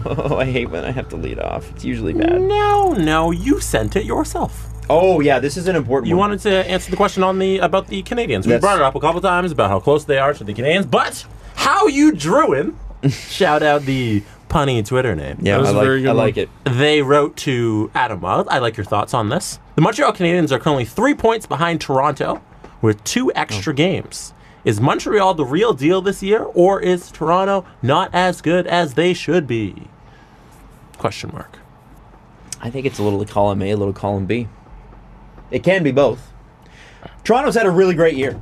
I would say Montreal has for sure performed better than anybody could have predicted, and good for them. You know what Montreal has that Toronto seems to be lacking right now, and this is the thing that we've torched people for in the past. So excuse me for being a hypocrite, but who isn't? Montreal seems to have a lot of confidence, and they seem to be having fun. It They're seems enjoying it. so lazy, but it's true, right? And heading into the season, I was like, you know what? I don't love the Max Domi trade. However, I could see it working out really, really well. Because it doesn't it just seem like the type of place where a guy like that would He's perfect thrive. for that. But in my and I've interviewed Max before. Max is the kind of guy that just loves playing hockey in the spotlight. spotlight. Loves And the attention. And I think that that's great. I think we need more hockey players like that, and less who are like, no, I'm going to sign in a small market because I hate cameras and Yeah. lights and don't talk to me. Yeah. Like, you know what I mean? Like that. I love that Max is there. I love that the fans have embraced the Domi, which is amazing. And I saw that Ty Domi picture, and it's gross. Why did they put Ty Domi in that picture? Ty Domi in a in a Montreal Canadiens Habs jersey with uniform. his son. For anybody who hasn't seen, John Shannon tweeted out this afternoon, Ty Domi and Max Domi on the ice at the Bell Center, and Ty Domi is wearing full Montreal Canadiens gear. I hope Jean Beliveau's great grandson plays for the Leafs. Oh my God. And then Rocket Richard. they have to have all the Beliveau family on the ice at the Scotiabank Arena. Yeah. And with Guy Lafleur's kid too. Yeah. Caden Lafleur. Grandson. Katie Lafleur. Caden. Is that his name? WHL He has standout. to have one of those names. Oh, It's yeah. 2019. They moved out west and Yeah. just I wonder if there are Quebec WHL names. Like if Quebecers are like, oh, I cannot believe he went with Francois. What a dumb name that is, but it's not. Like obviously Francois is. that is interesting. You know, like if there's like the new age French names, like there is in English. I wonder. It's true. We'll never know. If you are French Canadian, we would love to hear from you. Yes, we would. This is from Weird Viper.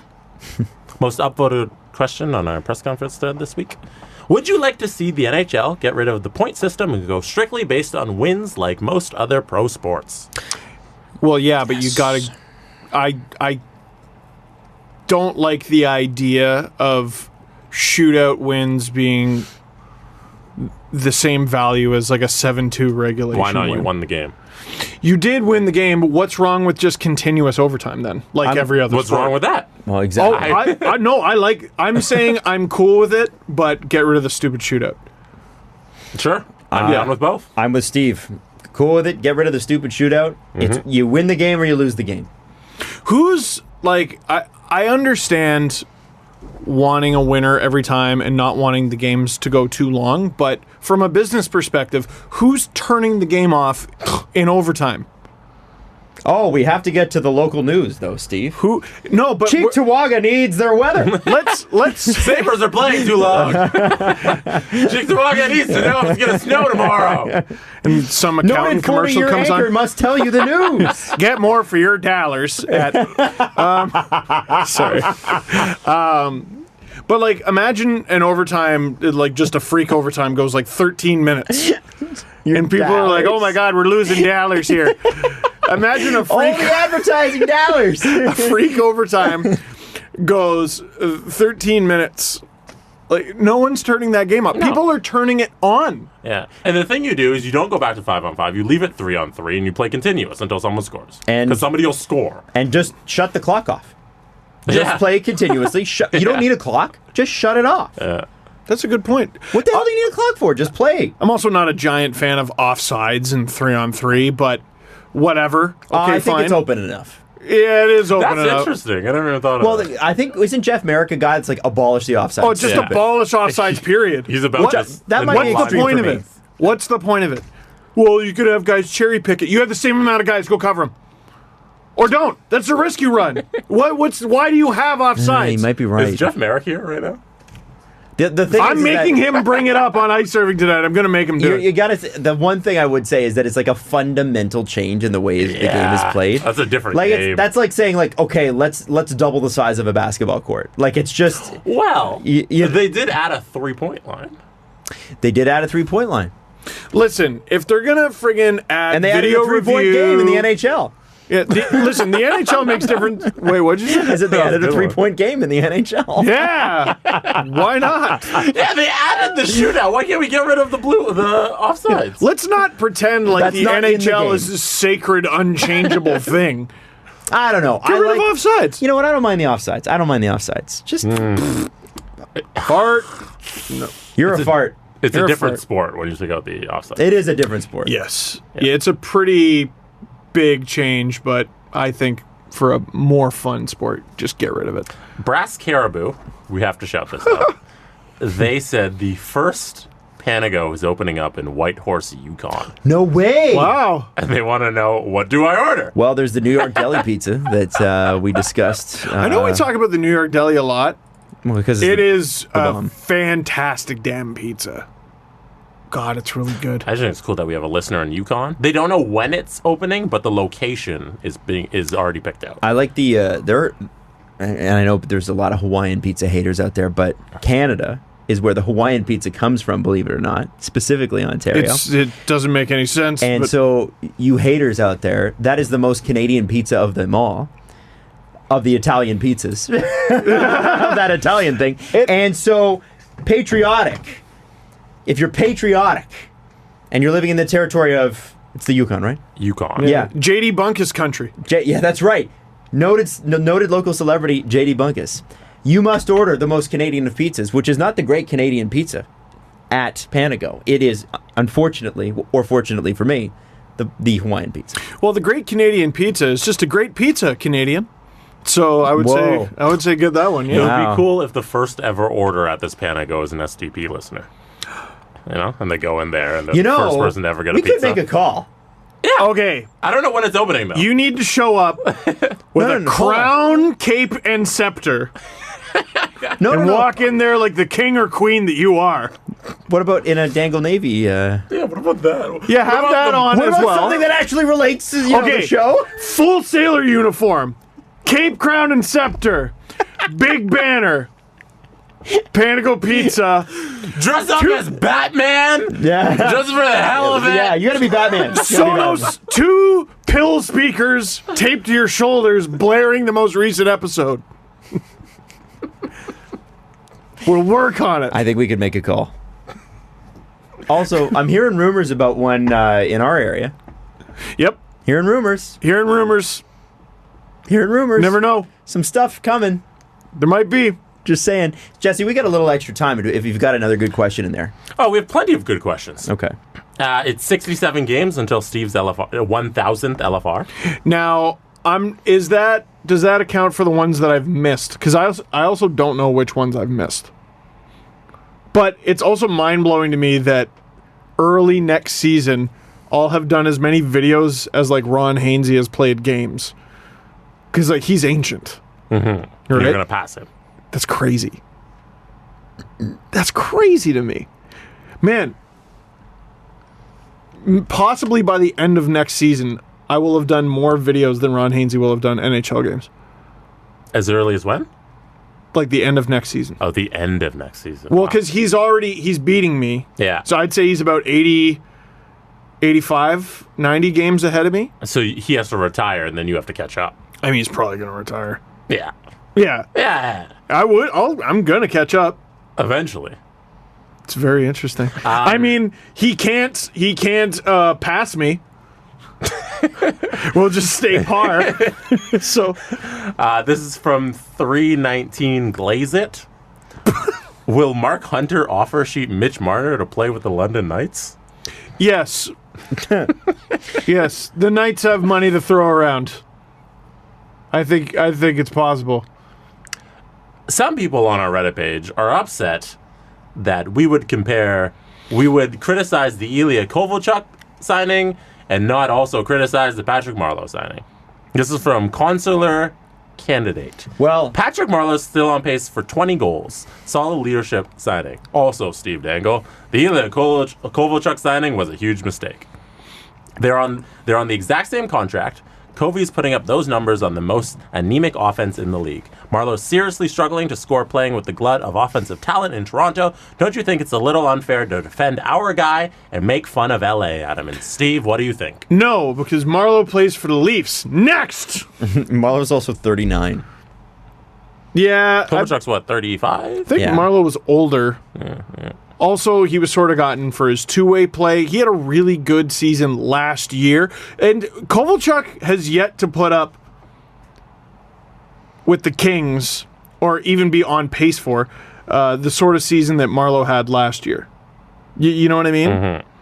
Dude, Marleau is still outperforming Kovalchuk. Mm-hmm. They mark that their points per game right now.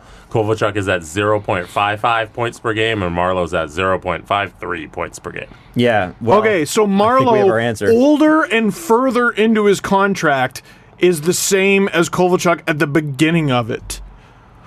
The teams were literally falling over themselves. Yeah. Well, I guess both players they were. No. Just no. No. Adam, do you want to tackle this question?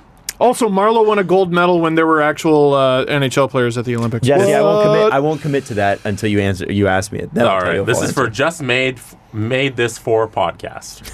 I like your That's their answer. Reddit. That's Reddit. great. We got some good usernames. Does the Trevor Moore signing make Connor Brown more expendable? Personally, I think it does. I think the Trevor Moore contract is Connor Brown being shipped out. And I've said this time and time again, and I don't have the same hatred for Connor Brown that Leafs Twitter seems to have right now, especially the analytics side. Yeah, I don't get it. It's annoying. I think deployment has a lot to do. If you look at Connor Brown's numbers with the Leafs, the first season he was up with them, I think that's a valuable hockey player. I understand why after 20 goals in a season they signed him to $2.1 million. But for that role and for that skill level, Trevor Moore is a comparable guy who's making basically $1.5 million less. And I think that the Toronto Maple Leafs are looking at it going, well, we got a lot of people to pay. Yeah. And we still have Patrick Marleau's salary on the books and Nikita Zaitsev's salary on the books. I don't think Nikita Zaitsev will be a Leaf next year. I think there's a chance that Patrick Marleau isn't either. And I don't care what anyone says about the no trade. I think there is a chance. And I think that Connor Brown's the guy. If you're gonna cut, if you got to have guys that are you got to have haves and have-nots in the NHL. Well, you know who your haves are. Your have-nots cannot be guys who are in the middle of the salary range, and Connor Brown unfortunately is. And don't sleep on Jeremy Bracco and the season that he's having, and I Wow. believe he's a right winger He's as been well. amazing. The Leafs have, I remember like Ty Domi was their best like regular right winger for a while when I was a kid. Like they've never had right wingers, and now it is their greatest strength, arguably. Even with Matthews and Tavares down the middle, they're so good up the right on the wing, I should say. I wonder if one of those guys or both of those guys, like the two guys we just mentioned, maybe that's part of the package. And I think if we're going to be serious about this is the year that it always is going to sting to trade a first-round pick. But this is the year where you still have Jake Gardiner under contract. If you can get Nylander going, and a guy like Bracco, like if you get a Bracco and a Brown, and I don't want to be Bobby Cappuccino's joke, Brown, Nielsen, Bracco in a second, whatever, you know what I mean? But if you can put a package together for a team that would like it, and you can solve some of the issues you have on defense, this might be the year to look at that. This is why I want the Leafs to get creative, because that to me is eating your lunch at breakfast. Yeah. Which, believe me, I've done at work many times. Not the Connor Brown part. No, but the going for it this year because you're in a unique cap situation. And then next year, though, you go into the cap crunch and you got rid of all the goodies that were going to help you get through the cap crunch. Oh. You know what I mean? The captain crunch. The captain You crunch. know what I'm saying? So rather than force yourself to get creative next year, you should just always be creative. I want to see them be creative this year. That's a really good point, actually. Now that you make it, I agree with that. Yeah, You know what? Yeah, I've eaten my lunch at 10 a.m. many times. Those are the goodies that you need to get through the cap crunch. Good point, Steven. Yeah, like Bracco to me is a guy who can like run a power play for you. Like please don't get rid of him. Please don't get rid of him. There's going to be takers for Connor Brown. Also, it doesn't have to be Connor Brown. There's other guys on the right. And Like who? Name some names. Nylander's a right winger. Oh, for God's sake. I'm just saying, Kapanen's a right winger. Yeah, that's a guy they hope they can keep. Marner's a right winger. I know. Can they trade Paul Marner? No, I'm kidding. Yeah. It's a joke. It's a joke. Nobody get mad. With Brown, like, dude, the guy scored in junior. He scored in the minors. He scored at the NHL level. Like, what do you think he forgot? I think it's deployment. I think you nailed it. And I think it's the role he's been asked to play. So, Can I read something? can you read? Oh, okay. Because that will dictate whether you can read something. When you're done that, I have 2 things to shout out. And Okay. then we can All right, finish wrap it the up. show. Yeah. This is from Medha. She's a Pittsburgh Penguins fan. I believe she subtitled the Nashville video in Bangla. Wow. Yes. Yeah. So pretty she goes, freaking I wrote cool. this after last night's SDP, which Adam Wilde, Jesse Blake, and Steve Dangle. Please explain why the SDP doesn't have its own Twitter page. I don't get that. It's 8 a.m. and what is sleep? So here, take it. Dear Leafs Nation, be patient because you're going to win the Stanley Cup. Sincerely, a Pittsburgh Penguins fan. Oh, I thought this was great. She wrote a long thingy. Dear Leaf fans, I was listening to the new SDP where everyone's a little frustrated with Jake Gardiner again. Wow, this was... Did you wow. listen to this one? It wasn't this one. Just now? And having listened to all the LFRs where Steve is yelling about him, as a Pens fan, I'm just flashing through everything we've ever suffered with Chris Letang. Never won a Norris Trophy, never won Olympics, never won Worlds. All his real awards from juniors, including a defensive defenseman award, which, will never have any major junior award to his name, probably not even this season's Norris, even if I think he deserves it, and I know you think Morgan Riley does. He does!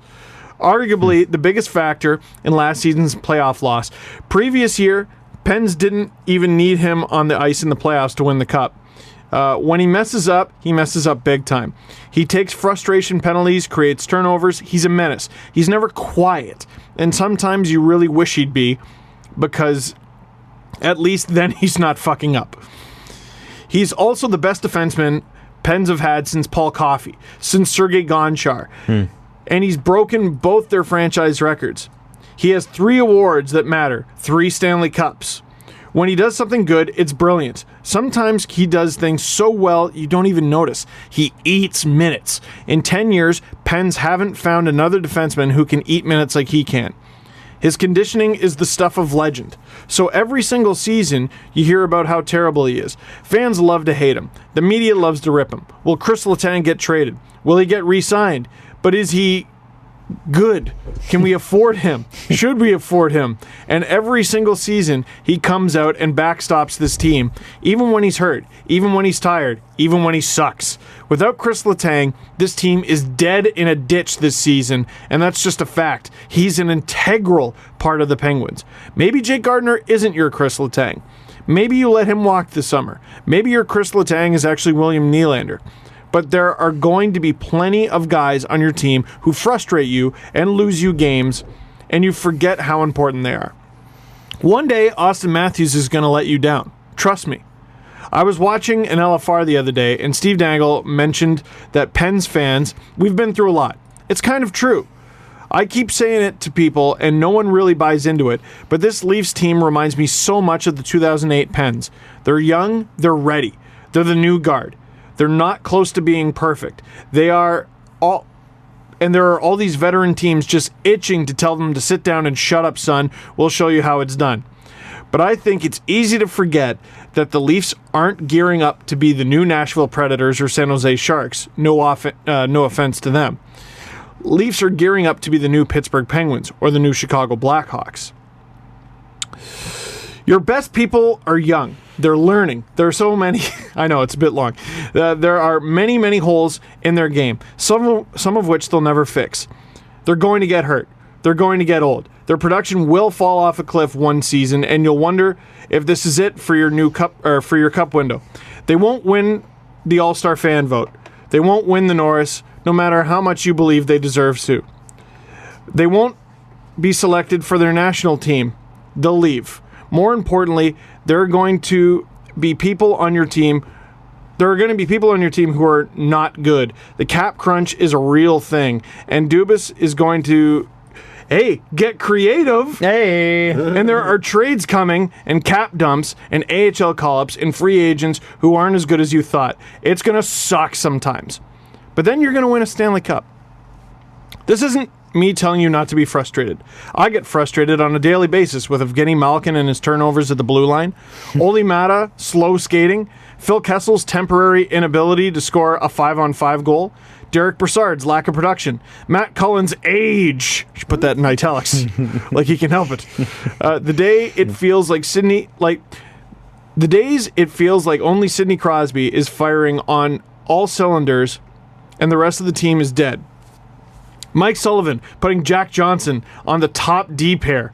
And we are not talking about the Jack Johnson deal. This is me reminding you to be patient. Because even that guy you hate on your team right now is important. Ron Haensi has the Stanley Cup. And the Penguins didn't win it despite him, no matter what anyone wants to say. They won it with him. This is me reminding you that it's not about how your players perform individually anymore. It's about how they perform as a team. It's not about how you perform in the regular season as long as you clinch a playoff spot. It's about the playoffs. This is me reminding you, you're going to win a Stanley Cup. So be patient with your players, with your management, with your team. Even when Jake Gardiner does something remarkably stupid and you want to rip him a new one, or when William Nylander does, because someone on the team is going to be your Chris Letang. There's at least one on every winning team, and you have a winning team. Here's hoping you make it, and here's hoping you remember to have faith and believe in your team and keep loving your players through the terrible, awful mistakes, because one day they'll bring you a Stanley Cup. Sincerely, a Penguins fan. Hey. Holy smokes! Sorry. I didn't realize how small the writing you read was. The whole thing. Yeah, aren't you? I bring a lot to the show. I bring a lot to the show, Adam. You know when you're trying. This is why you don't trust me. You know when you're trying to go through a list, Jesse. Like, here's the players that Jake Gardiner played with. Nikita Zaitsev. Well, the thing about Nikita Zaitsev is, Meta, thank you. Like, hang on there, Steve. No. The best part was when you asked if Trevor Moore was better than Ron Haensi. Well, interesting point about Trevor Moore. He likes pudding. Really, Steve? Yeah, no. Has it before every game. Enjoys it. We should always do a podcast recap to end the podcast. We should. A podcast. This is the podcast about the podcast. This is why I'm just on my phone right now. I'm just going to eat it. I'm just going to eat it. Hold on. How about a SDPFR? No. So, you know what? We've come this far. You want me to just read the book? You can do a reaction podcast to the podcast. Here, everyone shut up. I'm going to read my book right now. No, but in all honesty, SDPFR. She's right. She's absolutely right. Yeah. And I call myself out for that earlier in the show. We are panicking over a 3-5 stretch, which, a few years ago, 3-5 was a pretty good stretch. So that was really great with P.A. Parenteau and Leo Komarov on the first line. So let's just, take it for what it is. Is the Leafs defense good enough to win a Stanley Cup? No, not right now. No. Maybe. No. Maybe. Anderson can play really well. Yeah, you know what? If he be all of our gets defense. Jonathan Quick to 2011, sure. 2012. Jesse, you had a couple things quickly before we got to go. Quickly, two things. Shout out Ed Yetso, who found a Retrospect bumper on the back of a car in Vegas. I saw that. That was great. He sent that to the Steve Dangle and podcast. I thought that was very funny. Love that very much. Also, Harrison Brown tonight will be dropping the puck at the Madison Square Garden for the New York Rangers. It is Hockey for Everyone night, and Harrison will be dropping the puck. Greatest stadium in the world. That was a pretty cool moment for a friend of the show. Rachel's Raider alumni. Yes. That's very cool. Yeah. Former teammate, except not. Kind of. Yeah. Well, Harrison was because on the other I team. didn't put the Best former player. professional hockey player on the team I played on. I'm not very smart, guys. I'm not very smart. I Steve, just wanted the to Dave point. Notice of charity hockey. Yeah. Oh yeah. You should hire Randy Carlisle. I want to point something out right now. Is talking about how long are we going to be here? No. This is only going to take a second. So, Leafs, You said 3 and 5 would have been a good stretch a few years ago, and I think you were being a bit cheeky. Well, I have big cheekies, so. Yeah, you sure do, Adam. Even when it's not his birthday, he's all about that cake. So anyway, Nazem Kadri led the Leafs in scoring the year they finished last. With how many points? Oh, 45? 45. Yeah, I remember that. And he only had like 6 goals in the first half of the year or something. There are 3 players on the Leafs who have more than that right now at the 45 game mark. Mitch Marner has 59. John Tavares has 50. Morgan Riley, noted defender, has 47. And Matthews, if he hadn't got hurt, would blow that out of the water. He has 42 points in 31 games. So good. Yeah, a little bit. Anyway. Should I read the whole book?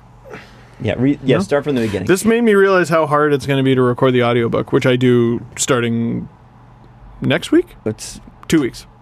That's great. I'm glad you're doing that. Aren't you? Yeah, no, I actually am. Yeah? Because it'd be easier for me to read it because I can't sit and read, so. Yeah. This one guy on Reddit was like, "Listen, Steve, I love you, but I'm not buying your book." So he's like, "If you don't do an audiobook, I'm not buying your book." Well, that guy's me. I mean, no, I would have. Listen, that guy's me too. I just wouldn't tell the author. That's my Reddit name. I wouldn't tell the author that. No, I'm just kidding. I would have read your book for sure, but I don't read a lot. I don't sit down and read books anymore. I just don't have the time, so it's all audiobooks now. It's hard. They frown on Speaking of which, reading and driving. If there are any World War I fans out there, just throwing this out. Not fans interested in the subject, not fans. Let's not be a fan of a World War. That was pretty stupid. It's not even my favorite one. There's a book you need to read, and it's called the show 5 minutes ago. It's called The Guns of August. That's it. Barbara Tuchman. Guns of August, Barbara Tuchman. It's a book. It's one of the best history books I've ever read. It's about the first month of the war, and it's incredible. Incredible. The first month of the war is a really, really bizarre one. Oh, it's because they thought the war was going to end like any minute. Yeah, they're like, this will be over soon. Let's just throw 200. The French casualties in the first war, first month of the war, 250,000 people injured or dead or missing. That's 1 month. It's like wiping out like Saskatoon. Gone. That's crazy. Crazy. Anyway, craziness. Just a recommendation because I'm reading all the time. Let's continue to talk about things people don't care about. All right, fine. Okay, tracksuit. What's the Reddit? Jesse's all punchy today. What's the Reddit? It's 3:19 and we've been up since 4. Was this stapling bread onto a tree? Yeah, that's the one thing we should mention. That's wild. Shout out our Reddit page for reaching 5K subscribers. Which is how much less than stapling bread to a tree? 146,000 less than the Reddit dedicated to bread stapled to trees. Follow your dreams. But we're getting there. Just the tree people are beating us. The bread tree people are beating us. Follow the guys on Twitter at Steve_Dangle, at Adam WYLDE, and at Jesse Blake. The Steve Dangle Podcast. Brought to you by Panago Pizza. Order at panago.com and stuff your face with deliciousness.